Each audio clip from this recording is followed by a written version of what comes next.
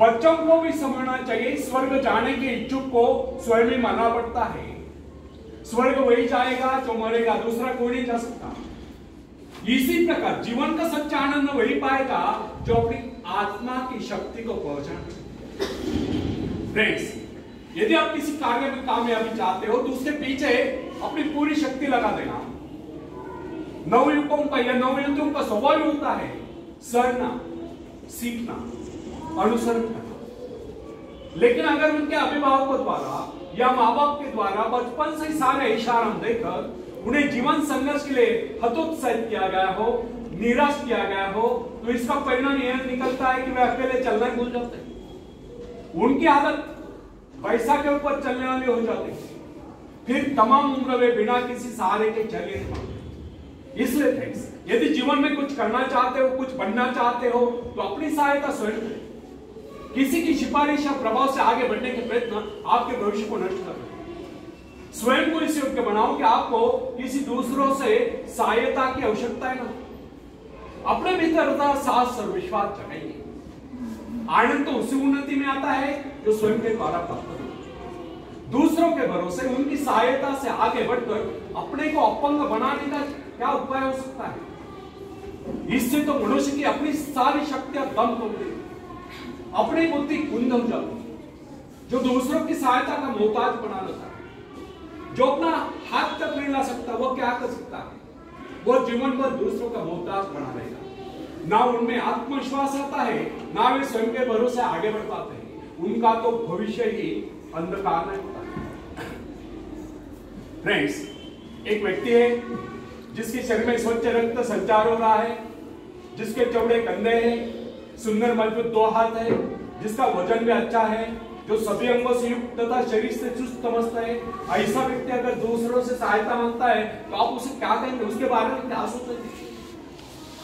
अवश्य वह सर्वांग संपन्न होकर भी अपंग कहलाएगा। आप ऐसे अपंग मत बनिए, आप सामर्थ्यवान बनकर दिखाएं। आप ऐसे बनकर दिखाएं कि लोग आपसे सहायता पाने की चेष्टा करें। क्या आपको पता है कि आप जिन लोगों को जानते हैं उनमें बहुत से ऐसे हैं जिन्हें किसी दूसरों से सहायता की प्रतीक्षा है? सही बात तो यह है कि उनमें से बहुत से लोगों को इस बात का भी पता नहीं कि उन्हें जो सहायता चाहिए वो कहां से मिलने वाली। फिर भी वे इंतजार करते और सोचते रहते बस अब उनका काम बनने वाला है, उन्नति के द्वार खुलने वाले हैं, कोई उनकी मदद के लिए आएगा और उनके सारे कष्ट दूर हो जाएंगे। क्या ऐसा संभव है? वास्तव में कोई किसी की सहायता करता है? ऐसे सोचने वालों ने अपने गिरेबान में झांक कर देखना चाहिए, क्या उन्होंने किसी दूसरों की कितनी सहायता की? उन्होंने आज तक किसकी कितनी मदद की है? क्या कोई ऐसा व्यक्ति है जो कहे कि उन्होंने उसे सहायता की थी इसलिए वो आज उन्नति की चोटी पर? फ्रेंड्स, यदि आपने या उन्होंने किसी दूसरों की सहायता न की तो फिर किसी दूसरों से सहायता की प्रतीक्षा करो। ऐसे लोग केवल अपने भूल के कारण ही आगे बढ़ने से रुक जाते हैं। हर इंसान को चाहिए कि वह केवल अपने सहारे आगे बढ़े, लौटने के रास्ते से मुंह फेर कर बिना किसी के सहारे आगे बढ़ता चाहिए। आत्मनिर्भरता से तो मनुष्य की शक्तियां विराट रूप धारण करके प्रकट होती है। आत्मविश्वास ही सफलता की नींव है। इसी आत्मविश्वास के सहारे हम दूसरों की सहायता करने में सफल हो सकते हैं। फ्रेंड्स, एक बहुत बड़े प्रबंधक का, एडमिनिस्ट्रेटर का कहना है, मैं अपने बेटे को ऐसी कंपनी में नियुक्त करना चाहता हूं जहां उसे कठिनाइयों का सामना करना पड़े, क्योंकि इससे उसकी सहन शक्ति और कुशलता विकसित होती है। यदि मैं उसे अपनी कंपनी में रखूंगा तो वो मेरे भरोसे बैठा रहेगा, हर निर्णय के लिए वो मेरा मोह ताकता रहेगा और उसमें ठहरे हुए पानी की तरह सड़ान उत्पन्न होगी। आप सभी जानते हैं कि ठहरे हुए पानी पर मच्छर गुनगुनाते हैं, तो बहते हुए पानी पर राजहंस तैरते हैं। कितने सुंदर विचार थे उसमें।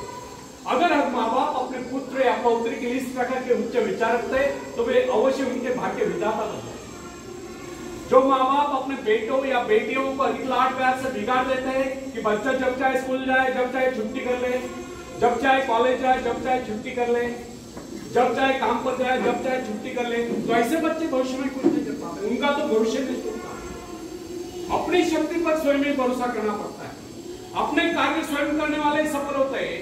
इसी से मानव के चरित्र का निर्माण होता है।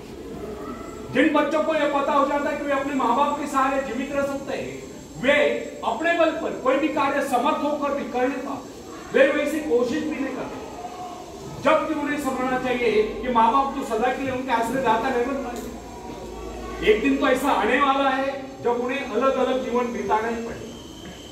तब ऐसे लोगों को भयंकर मुश्किलों का सामना करना पड़ता है। इसलिए फ्रेंड्स, यदि आनंद से अपने कार्य स्वयं करने की आदत डाली जाए तो यह आदत आपके भविष्य के लिए बहुत ही लाभकारी सिद्ध होगी। जब चाहे शक्ति के सहारे आप जमीन पर पांव टिकाकर आगे बढ़ सकते हैं। सफल वही होता है जो अपनी शक्ति पर भरोसा करता है। अपने काम स्वयं करने वाले सफल होते हैं। दूसरों के सहारे आगे बढ़ने वाले अक्सर भंवर में फंस करते हैं। फ्रेंड्स, जिस नाव की पतवार आपके हाथ में नहीं, वह नाव आपको पार करा दे, इस बात की क्या करें? आपका जीवन तो उसके हाथ में जिसके हाथ में नाव की पतवार, वह चाहे तो आपको डुबो दे, चाहे पार करा दे। फ्रेंड्स, जब नदी में बाढ़ आती तब जो साहसी, जिसे अपनी शक्तियों पर पूरा विश्वास है, वह तो तय कर उस पार चला जाएगा। लेकिन जो डरपोक और कायल है, वो तो बीच मझधार में डूबकर अपनी जान दे देगा। सहायता पाना, सहायता की प्रतीक्षा करना, दोनों ही बातें प्रगति की राह में बात है। अतः हर युवक की वृत्ति के लिए आवश्यक है वो शुरू से अपने काम स्वयं करने की आदत डाले। अपने माँ बाप आदि लोगों की शक्ति से विश्वास हटाकर केवल अपने शक्ति के सहारे आगे बढ़ने की कोशिश करें। जिस क्षण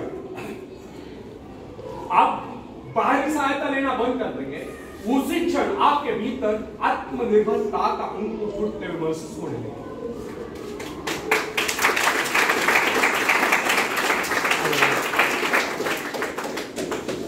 स्वयं कार्य करते समय यदि आप असफल हो जाते हैं तो बिना उस असफलता को घबराए तुरंत उस कमी की खोज कीजिए जिसके कारण आपको असफलता मिली, और जैसे आप उस कमी को खोज निकाले तुरंत उसे दूर करने के प्रयास में जुट जाइए। आपका वास्तविक आदत तभी होगा जब आप एक सफल व्यक्ति के रूप में दुनिया के सामने। मगर यदि आप एक व्यक्ति के बाद दूसरे व्यक्ति के आगे हाथ पहनना शुरू कर देंगे तो लोग आपको ममता या भिखारी कहेंगे। अतः आप यह प्रण कर लें कि आपको केवल अपने भरोसे जीना है, ना कि किसी की दया पर, क्योंकि बाहरी सहायता किसी वक्त ही वरदान सिद्ध होती है, अधिकतर समय अभिशाप ही सिद्ध होती है। फ्रेंड्स, बाहरी सहायता मनुष्य की काम करने की गति को मंद करके शरीर में सुस्ती ला देती। आप ऐसे लोगों से मैत्री कीजिए जो आपको जीवन में आगे बढ़ने की प्रेरणा दें। कुछ लोग एक बाजू या एक पाव वाले होते हैं, फिर भी वे अपनी लगन और अपनी मेहनत से अपनी जीविका चलाते हैं, फिर तो आप तो हट्टे कट्टे फिर आगे बढ़ने की कोशिश आप क्यों नहीं कर सकते? मैं एक ऐसे व्यक्ति को जानता हूं जिसका एक पैर किसी रेल दुर्घटना में कट गया। उसने कभी किसी से भिक्षा नहीं मांगी, किसी से दान लेना गवारा नहीं किया, यहां तक कि अपने बहन भाई का भी उसने कभी सहारा नहीं। उसने एक छोटा सा धंधा फुटपाथ पर आरंभ किया। शुरू में वो न्यूज़पेपर बेचने लगा, 2 पैसे बचाकर उसने वजन तौलने की मशीन खरीदी, उस पर अपना पेट पालने लगा। आज वही व्यक्ति उसी फुटपाथ के किनारे एक बहुमंजिला बिल्डिंग में न्यूज़पेपर स्टॉल लगाकर बैठा है, साथ में जेरॉक्स सेंटर भी खोल रखा है। सुना है आजकल वो मोबाइल शॉपिंग भी चल रहा है। वो स्वाभिमानी, किससे मदद लेना वो अपना अपमान समझता था।